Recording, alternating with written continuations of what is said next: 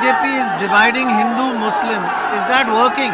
देखिए, उन्होंने कोशिश कैराना से की, मुजफ्फरनगर से की। पहले फेज से ही वो चाहते थे कि डिवीज़न इस तरह का हो।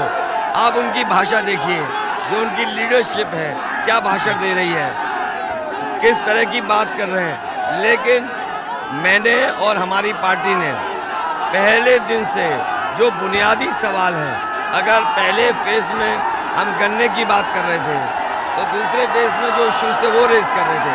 आज यहाँ पर बलिया में है तो बलिया के जो इश्यूज हैं, यहाँ पे मेडिकल कॉलेज होना चाहिए, एक्सप्रेसवे से ये जुड़ना चाहिए, किसान को मंडी से या खरीद केंद्र से कोई फसल खरीदी नहीं गई है।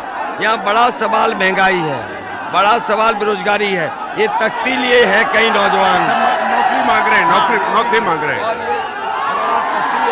देखो वो भी नौकरी, सब नौकरी ये भर्ती हुई थी समाज। BJP is saying with you law and order will go worse.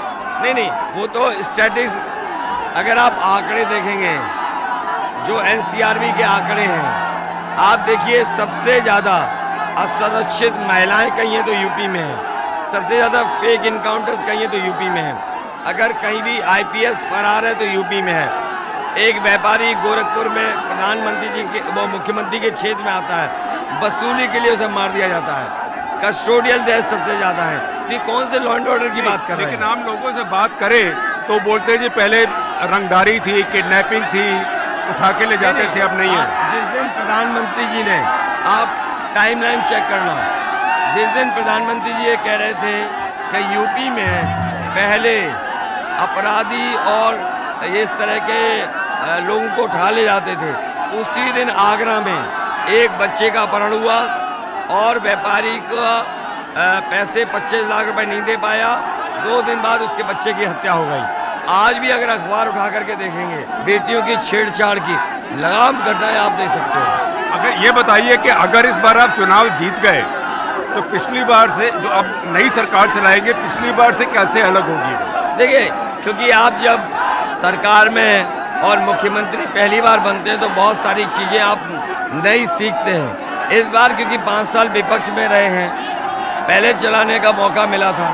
अगर जनता मौका देगी तो मैं समझता हूँ हम लोग मिलकर के पहले से अच्छा काम उत्तर प्रदेश में करके दिखाएंगे। और कम से कम हम लोगों ने वो काम किए। समाजवादियों का वो विजन था कि प्रधानमंत्री हरकुलिस से सड़क पर उतर पाए। अगर ये विजन उनका होता तो बताओ गुजरात में अगर एक भी सड़क ऐसी हो जहाँ पे हरकुलिस सड़क पर उतर पाए। So Prime Minister Modi has said you are all family, family. He is not family.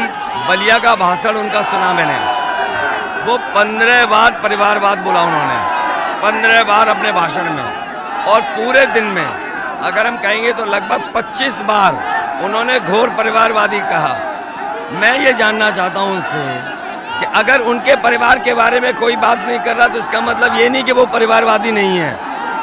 आज क्रिकेट में उनके 2 नंबर के नेता का बेटा कैसे पहुंच गया? ये बाबा योगी जो मुख्यमंत्री हैं, अगर इनके मामा मठ में न होते तो शायद हमारे बाबा मुख्यमंत्री भी मठ में नहीं होते। जिस समय बलिया में भाषण दे रहे थे परिवारवाद पे, क्या उन्होंने यहाँ के पूर्व सांसद को अपने बगल में खड़ा हुआ नहीं देखा? और क्या वो ज्योतिराज सिंधिया को भूल जाएंगे? उनकी 2 बुआ बीजेपी में है, खुद किसके बेटे हैं? कर्नाटक का जो मुख्यमंत्री है वो किनका बेटा है? अगर इनके पास परिवार नहीं है तो हम क्या कर सकते हैं?